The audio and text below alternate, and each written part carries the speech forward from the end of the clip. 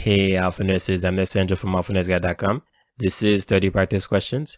Without the way, let's get started. The client reporting acid when lying down at night asks the nurse if there is any medication that might help. Which statement is the nurse's best response? 1. There are no medications to treat this problem, but losing weight will sometimes help the symptoms. 2. There are several over-the-counter and prescription medications available to treat this. You should discuss this with your healthcare provider. 3.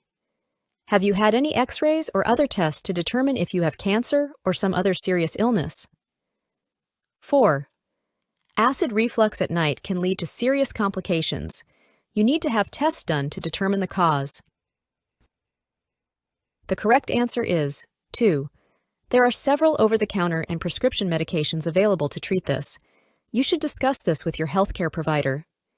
PPIs, H2 blockers, and antacids all treat the symptoms of acid reflux. The nurse should encourage the client to discuss which medication is best with the HCP. Sometimes losing weight will help relieve symptoms, but the client did not ask about lifestyle modifications. The symptoms do not indicate cancer. The nurse should not scare the client. Acid reflux can lead to complications, including adult-onset asthma that should be treated, but most HCPs will empirically treat the symptoms of acid reflux before ordering tests to determine the cause or possible complications. The nurse in a medical unit has received the morning report. Which medication should the nurse administer first? 1. Pantoprazole to a client on call to surgery. 2. Calcium carbonate to a client reporting indigestion. 3. Bismuth to a client diagnosed with an ulcer. 4. Famotidine to a client diagnosed with gastroesophageal reflux disease. The correct answer is 1. Pantoprazole to a client on call to surgery. Pantoprazole is a proton pump inhibitor. A medication for a client on call to surgery is a priority. The client's surgery could be delayed if the medication has not been administered when the call to surgery comes. Calcium carbonate is an antacid. This would be the second medication to administer, as this client has a report of discomfort. Bismuth is an antimicrobial. This medication is a routine medication and could be administered at any time. Famotidine is an H2 blocker. This medication is a routine medication and could be administered at any time.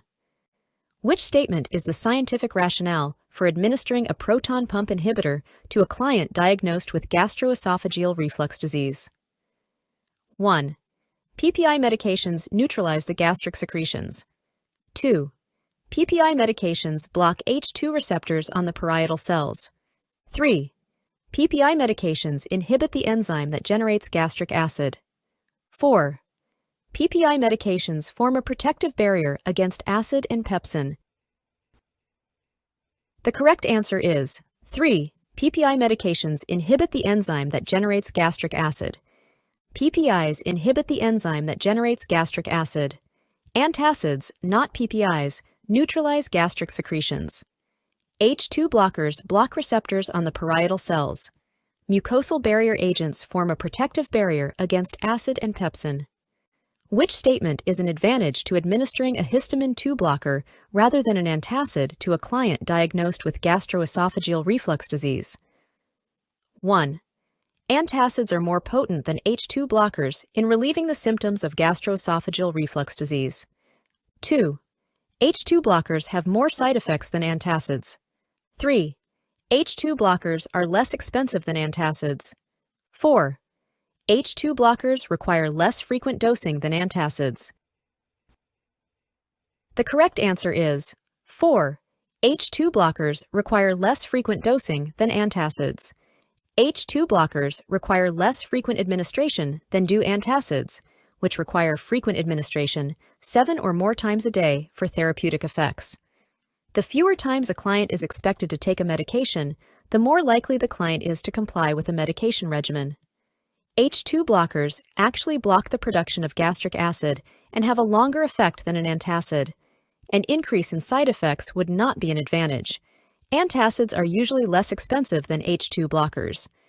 Which side effects should the nurse explain to the male client who is prescribed cimetidine? 1. The medication can cause indigestion and heartburn. 2. The medication can cause impotence and gynecomastia. 3. The medication can cause insomnia and hypervigilance. 4. The medication can cause Zollinger-Ellison syndrome. The correct answer is 2. The medication can cause impotence and gynecomastia. Cimetidine is an H2 blocker. Over time, cimetidine can cause males to become impotent, have decreased libido, and have breast development. Cimetidine, an H2 blocker, is used to treat indigestion and heartburn. Cimetidine can cause lethargy and somnolence, not insomnia and hypervigilance. Cimetidine is used to treat Zollinger-Ellison syndrome, a syndrome characterized by hypersecretion of gastric acid and the formation of peptic ulcers. The home healthcare nurse is caring for a male client diagnosed with a hiatal hernia and reflux. Which data indicates the medication therapy is effective? 1. The client takes the antacid 1 hour before and 3 hours after a meal. 2. The client reports indigestion after eating a large meal. 3. The client states that he did not wake up with heartburn during the night. 4. The client has lost 3 pounds in the past 2 weeks. The correct answer is 3. The client states that he did not wake up with heartburn during the night. Option 3 indicates an improvement in symptoms and that the medication is effective. Option 1 indicates client compliance with the dosing regimen for antacids, not that the medication is effective. The return of symptoms in Option 2 indicates the medication is not effective. In Option 4, losing weight would not indicate that a medication for hiatal hernia is effective. The nurse is preparing to administer esomeprazole. Which intervention should the nurse implement? Select all that apply. 1. Order an infusion pump for the client. 2. Elevate the client's head of the bed. 3. Check the client's ID with the medication administration record. 4. Check for allergies to cephalosporin. 5. Ask the client his or her date of birth. The correct answers are 2. Elevate the client's head of the bed. 3. Check the client's ID with the medication administration record. And 5. Ask the client his or her date of birth. The head of the bed is elevated for the client to be able to swallow the medication. The nurse must check the medication administration record with the client's ID band to ensure the correct client is receiving the medication. The Joint Commission requires that 2 patient identifiers be used to determine the right patient. Most healthcare facilities use the client's name and date of birth as these identifiers. An IV pump is not needed. Esomeprazole is a PPI, not a cephalosporin. Cephalosporins are a class of antibiotics. The nurse is discharging a client diagnosed with gastroesophageal reflux disease. Which information should the nurse include in the teaching? 1. There are no complications of gastroesophageal reflux disease as long as you take the medications. 2. Notify the HCP if the medication does not resolve the symptoms. 3. Immediately after a meal, lie down for at least 45 minutes. 4. If any discomfort is noted, take an NSAID for the pain. The correct answer is 2. Notify the HCP if the medication does not resolve the symptoms. There may be several complications of gastroesophageal reflux disease. Adult-onset asthma and Barrett's esophagus leading to cancer of the esophagus are 2 complications of gastroesophageal reflux disease. The chance of developing these problems is less if the GERD is adequately treated, but there are no guarantees. The client should be instructed to sit upright for at least 60 minutes following a meal to prevent reflux from occurring. NSAIDs can increase gastric distress. Ulcers caused by NSAIDs use may be asymptomatic, or the symptoms may be attributed to the GERD. The client should use the prescribed H2 receptor blocker, PPI, or an antacid to relieve the discomfort associated with gastroesophageal reflux disease. The nurse is discharging a client 2 days post-operative hiatal hernia repair. Which discharge instructions should the nurse include? Select all that apply. 1. Take all of the prescribed antibiotic. 2. Eat 6 small meals per day. 3. Use the legs to bend down, not the back. 4. Take esomeprazole twice a day. 5. Use the pain medication when the pain is at 8 through 10. The correct answers are 1. Take all of the prescribed antibiotic, 2. Eat 6 small meals per day, and 3. Use the legs to bend down, not the back. Prophylactic antibiotics are frequently prescribed both pre-surgery and post-surgery. The client should be instructed to take all the medication as directed. Hiatal hernia repair may not last, and the client should continue the recommended lifestyle modifications, such as eating small meals. Part of the lifestyle modifications for hiatal hernia is to limit pressure on the abdominal cavity, especially after a meal. Using the leg muscles to bend down, rather than bending over, should be taught to the client. Esomeprazole is administered daily, not twice a day. For the best relief, pain medication should be taken at the onset of the pain. The client should not wait until the pain is an 8 to 10 before taking the pain medication. The adult client recently has been diagnosed with asthma. Which medication is recommended to treat this problem? 1. Omeprazole daily. 2. Amoxicillin twice daily. 3. Loratadine daily. 4. Prednisone daily. The correct answer is 1. Omeprazole daily. Omeprazole is a PPI. Up to 90% of adult-onset asthma is the result of gastroesophageal reflux disease. Treating gastric reflux will treat asthma. Amoxicillin is a penicillin-derived antibiotic. The client is diagnosed with asthma, not an infection. There is no reason to administer an antibiotic. Loratadine is an antihistamine. Antihistamines such as Claritin are used to treat allergic reactions to pollens, dust, or other irritating substances. They are not effective against asthma. Prednisone is a glucocorticoid. Glucocorticoids are prescribed daily for clients with chronic lung diseases, such as emphysema or chronic bronchitis. A client with asthma would not be prescribed a daily steroid. The client diagnosed with ulcerative colitis is prescribed mesalamine. Which information should the nurse discuss with the client? 1. Explain to the client that undissolved tablets may be expelled in stool. 2. Discuss the importance of taking the medication on an empty stomach only. 3. Tell the client to avoid drinking any type of carbonated beverages. 4. Instruct the client not to crush, break, or chew the tablets or capsules. The correct answer is 4. Instruct the client not to crush, break, or chew the tablets or capsules. Mesalamine is an aspirin derivative. The tablets must be swallowed whole because they are specially formulated to release the medication after it has passed through the stomach. The client should notify the HCP if undissolved tablets or capsules are found in the stool because this is not expected. This medication can be taken with or without food. Food does not affect the effectiveness of the medication. There are no restrictions on foods, beverages, or activities when taking this medication unless the HCP directs otherwise. The client diagnosed with inflammatory bowel disease is prescribed sulfasalazine.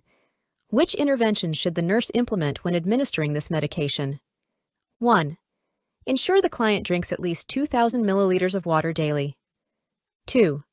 Administer the medication once a day with breakfast. 3. Explain that the medication may cause slight bruising. 4. Assess the client's stool for steatorrhea and mucus. The correct answer is 1. Ensure the client drinks at least 2,000 milliliters of water daily. Sulfasalazine is a sulfonamide antibiotic. Increasing fluid intake dilutes the drug, which helps to prevent crystalluria from occurring. The medication is administered every 6 to 8 hours, not once a day. Instruct the client to report any bruising or bleeding because it could be a sign of a drug-induced blood disorder. This medication will not cause fat, frothy stools.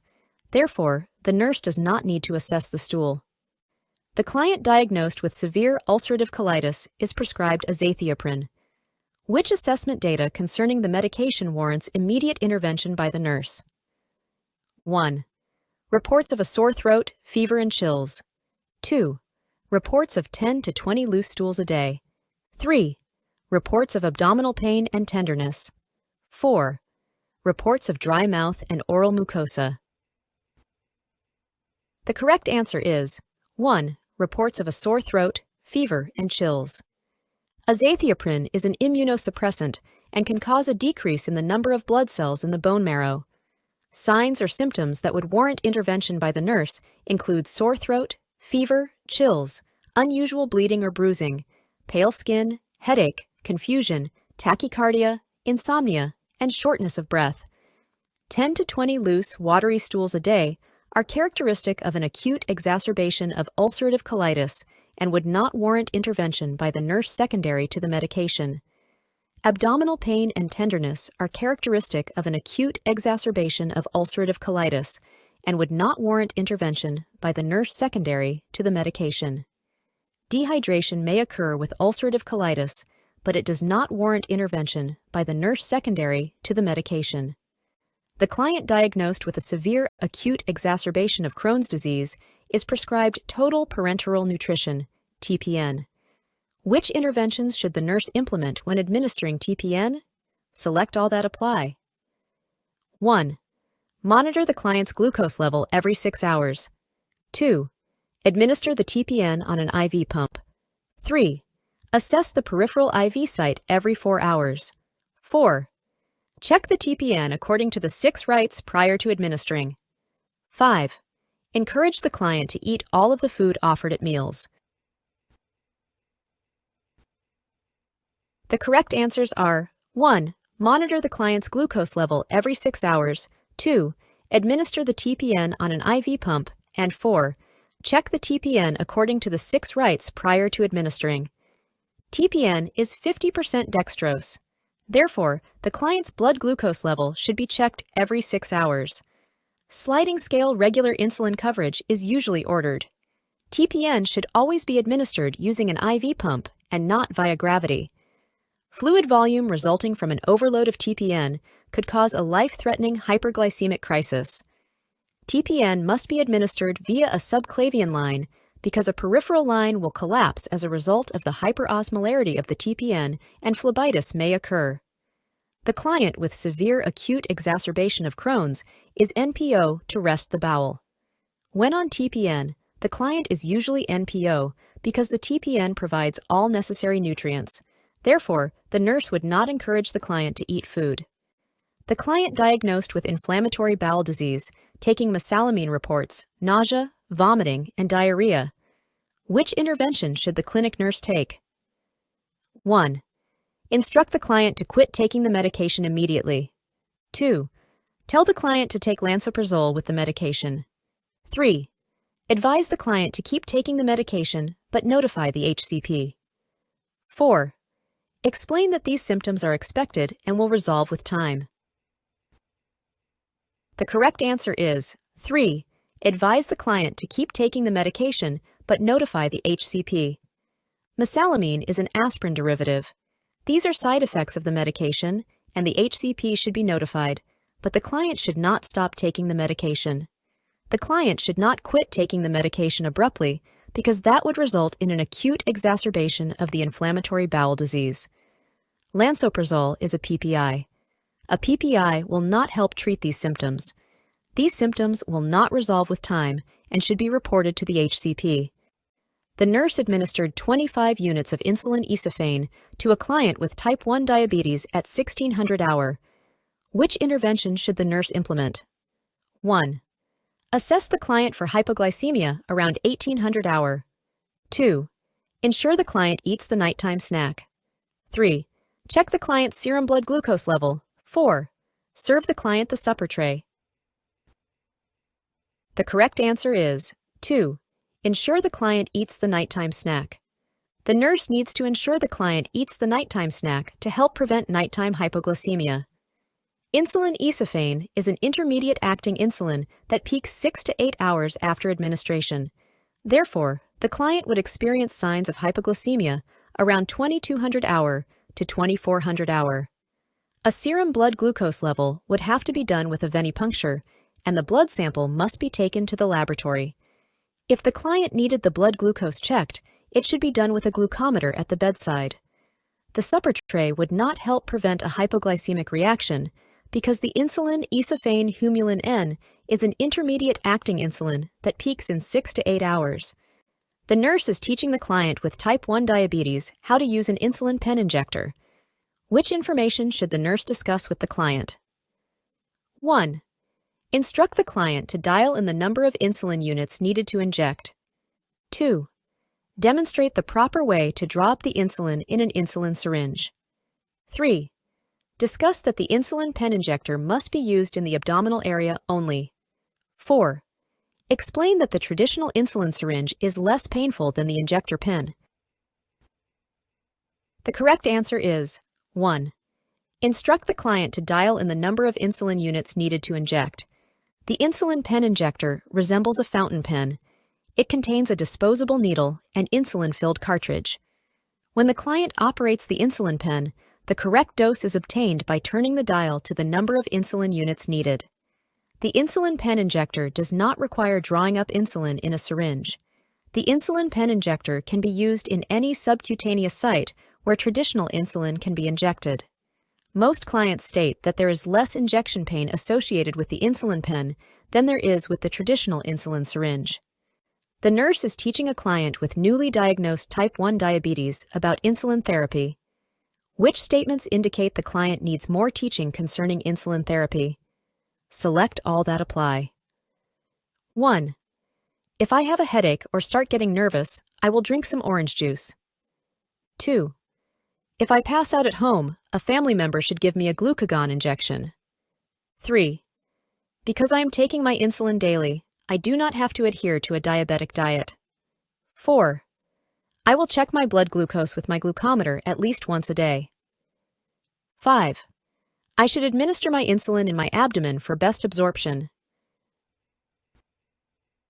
The correct answer is 3. Because I am taking my insulin daily, I do not have to adhere to a diabetic diet. Even with insulin therapy, the client should adhere to the American Diabetic Association diet, which recommends carbohydrate counting. The statement in option 3 indicates the client needs more teaching. Headache, nervousness, sweating, tremors, and rapid pulse are signs of a hypoglycemic reaction and should be treated with a simple acting carbohydrate, such as orange juice, sugar-containing drinks, and hard candy. If a client cannot drink or eat a simple carbohydrate for hypoglycemia, then the client should receive a glucagon injection to treat the hypoglycemic reaction. Monitoring and documenting the blood glucose level is encouraged to determine the effectiveness of the treatment regimen. The abdominal area best absorbs insulin. Therefore, the client does not need more teaching.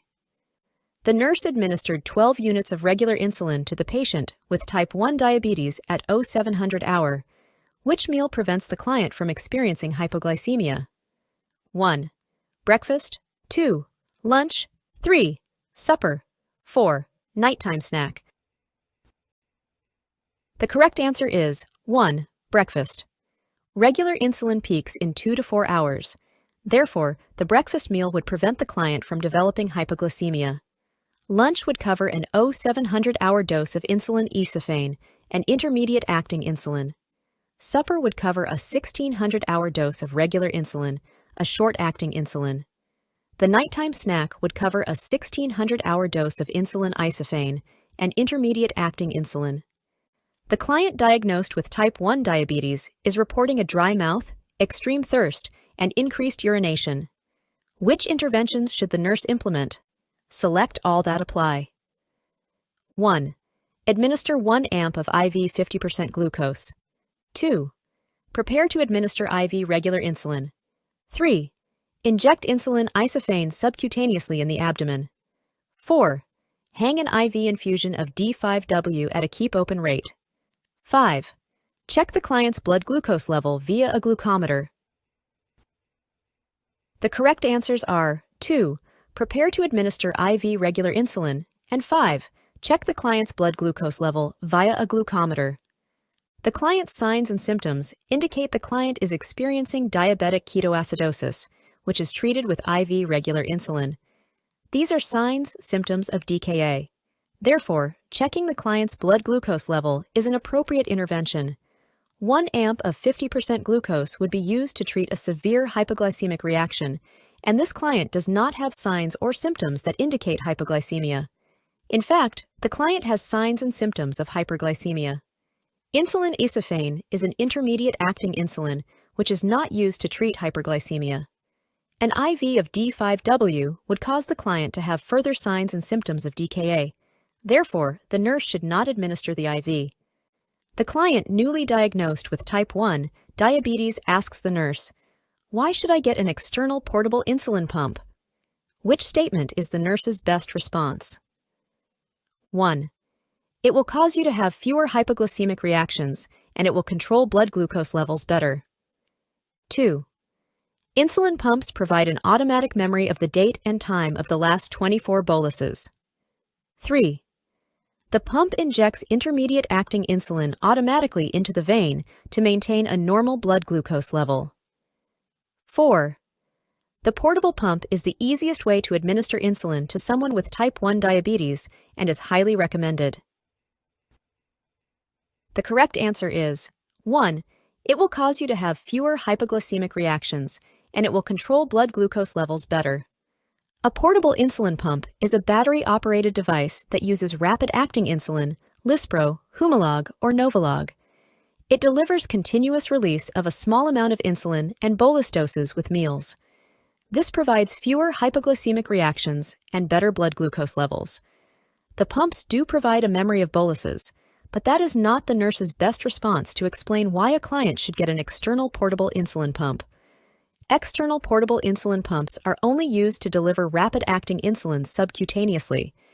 Intermediate and long-acting insulins are not used with an external portable insulin pump because of unpredictable control of blood glucose. The insulin pump is not recommended as the initial way to administer insulin because the success of the insulin pump depends on the client's knowledge and compliance. Initially, most clients start injecting insulin with a syringe and then graduate to the pumps. The nurse in the medical department is preparing to administer insulin Lispro to a client diagnosed with type 1 diabetes. Which intervention should the nurse implement? 1. Ensure the client is wearing a Medic Alert bracelet. 2. Administer the dose according to the regular insulin sliding scale. 3. Assess the client for hyperosmolar, hyperglycemic, non-ketotic coma. 4. Make sure the client eats the food on the meal tray that is at the bedside. The correct answer is 4. Make sure the client eats the food on the meal tray that is at the bedside. Insulin Lispro peaks in 30 minutes to 1 hour. Therefore, the client needs to eat when or shortly after the medication is administered to prevent hypoglycemia. Because the client is in the hospital, the client must have a hospital identification band. A Medic Alert bracelet would be needed when the client is not in the hospital. Insulin Lispro is not regular insulin, it is fast-acting insulin. It is not administered according to the regular insulin sliding scale. The peak time for insulin Lispro is 30 minutes to 1 hour. Regular insulin peaks in 2 to 4 hours. A client with type 1 diabetes will experience DKA. A client with type 2 diabetes will experience hyperosmolar, hyperglycemic, non-ketotic coma. Which assessment data best indicates the client with type 1 diabetes is adhering to the medical treatment regimen? 1. The client's fasting blood glucose is 100 milligrams per deciliter. 2. The client's urine specimen has no ketones. 3.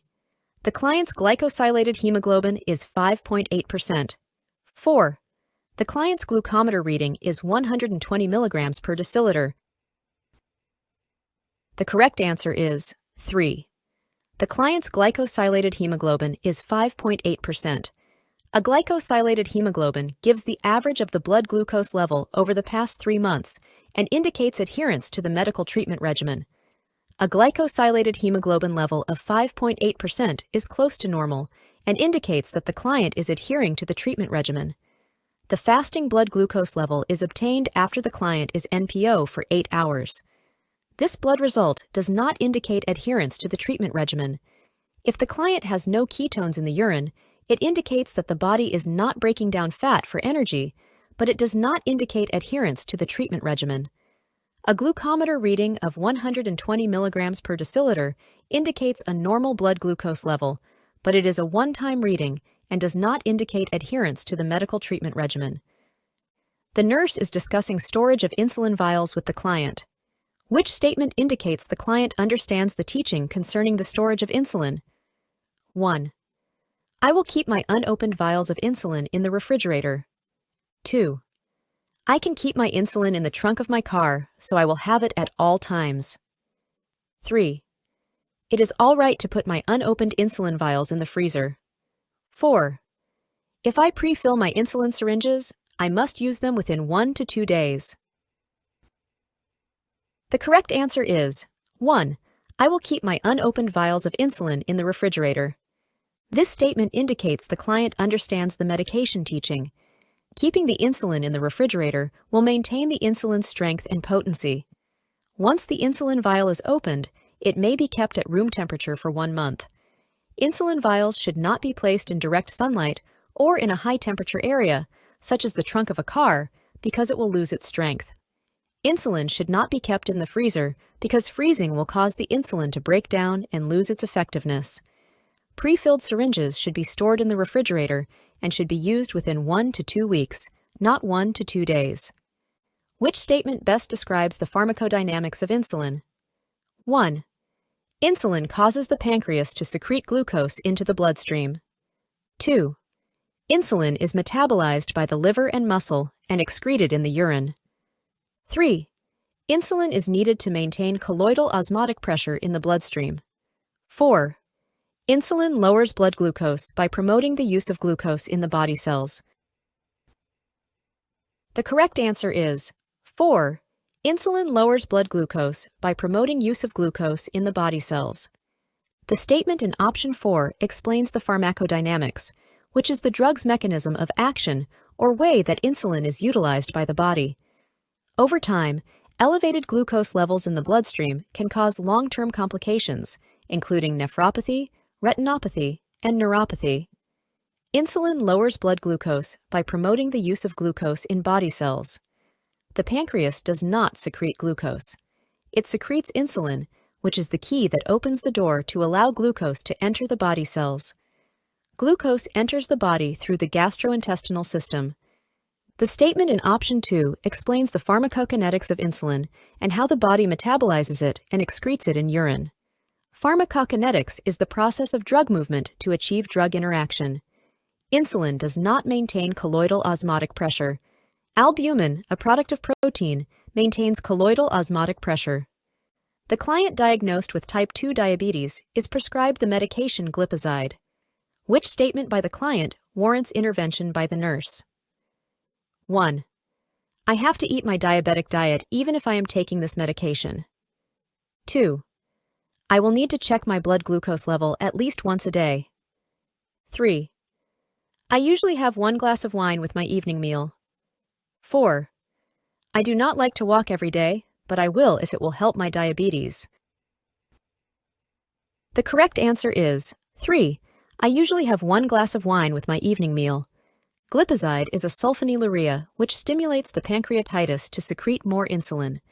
Sulfonylureas and biguanides may cause an antabuse-like reaction when taken with alcohol, causing the client to become nauseated and vomit. Advise the client to abstain from alcohol and to avoid liquid over-the-counter medications that may contain alcohol. Alcohol also increases the half-life of the medication and can cause a hypoglycemic reaction. The client with type 2 diabetes does not need to walk daily to keep the glucose level within normal limits. Walking 3 times a week will help control stress and help decrease weight if the client is overweight. The client with type 2 diabetes must adhere to the prescribed diet to help keep the blood glucose level within the normal range. Delaying or missing a meal can cause hypoglycemia. The statement in option 1 would not warrant intervention by the nurse. The client should check blood glucose levels to determine if the medication is effective. Therefore, the statement in option 2 would not warrant intervention by the nurse. Which statement best describes the scientific rationale for prescribing metformin? 1. This medication decreases insulin resistance, improving blood glucose control. 2. This medication allows the carbohydrates to pass slowly through the large intestine. 3. This medication will decrease the hepatic production of glucose from stored glycogen. 4. This medication stimulates the beta cells to release more insulin into the bloodstream. The correct answer is 3. This medication will decrease the hepatic production of glucose from stored glycogen. Metformin is a biguanide that works to prevent gluconeogenesis in the liver. The scientific rationale for administering metformin is that it diminishes the increase in serum glucose following a meal and blunts the degree of postprandial hyperglycemia by preventing gluconeogenesis. A thiazolidinedione, pioglitazone, or rosiglitazone, not a biguanide like metformin, is prescribed to decrease insulin resistance. An alpha-glucosidase inhibitor, acarbose or miglatol, is administered to allow carbohydrates to pass slowly through the intestine. Glucophage does not do this. Meglitinide, repaglinide, sulfonylurea, or natglinide is prescribed to stimulate the beta cells to release more insulin into the bloodstream. The nurse is discussing oral glyburide with the client diagnosed with type 2 diabetes. Which information should the nurse discuss with the client? 1. Instruct the client to take the oral hypoglycemic medication with food. 2. Explain that hypoglycemia will not occur with oral medications. 3. Tell the client to notify the HCP if a headache, nervousness, or sweating occurs. 4. Recommend that the client check the ketones in the urine every morning. The correct answer is 1. Instruct the client to take the oral hypoglycemic medication with food. Glyburide is a sulfonylurea that stimulates the pancreatitis to secrete more insulin. The oral hypoglycemic medication should be administered with food to decrease gastric upset. The client receiving oral hypoglycemic medications can experience hypoglycemic reactions, as can clients receiving insulin. In option 3, these are signs or symptoms of hypoglycemia, and the client should be able to treat this without notifying the HCP. Ketones are a byproduct of the breakdown of fats, which usually does not occur in clients with type 2 diabetes because the client has enough insulin to prevent breakdown of fats, but not enough to keep the blood glucose level within an acceptable level. The client diagnosed with type 2 diabetes is receiving the combination oral medication glyburide metformin. Which data indicates the medication is effective? 1. The client's skin turgor is elastic. 2. The client's urine ketones are negative. 3. The serum blood glucose level is 118 milligrams per deciliter. 4. The client's glucometer level is 170 milligrams per deciliter. The correct answer is 3. The serum blood glucose level is 118 milligrams per deciliter. Glyburide metformin contains both the sulfonylurea and a biguanide.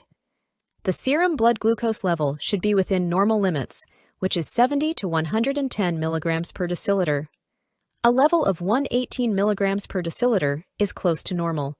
Therefore, the medication can be considered effective. An elastic skin turgor is expected and normal, but it does not indicate that the anti-diabetic medication is effective. Urine ketones should be negative because there should not be a breakdown of fat in clients with type 2 diabetes, but this does not indicate the effectiveness of the medication. A self-monitoring blood glucose level of 170 milligrams per deciliter is above a normal glucose level. This indicates the medication is not effective. The client with type 2 diabetes has been admitted into the medical department with a wound on the left leg that will not heal. The HCP prescribes sliding scale insulin. The client tells the nurse, "I don't want to have to take shots. I take pills at home." Which statement is the nurse's best response? 1. If you can't keep your glucose under control with pills, you must take insulin. 2. You should discuss the insulin order with your HCP because you don't want to take it. 3. You are worried about having to take insulin. I will sit down and we can talk. 4. During illness, you may need to take insulin to keep your blood glucose level down. The correct answer is 4. During illness, you may need to take insulin to keep your blood glucose level down. Blood glucose levels elevate during times of stress, surgery, or serious infection.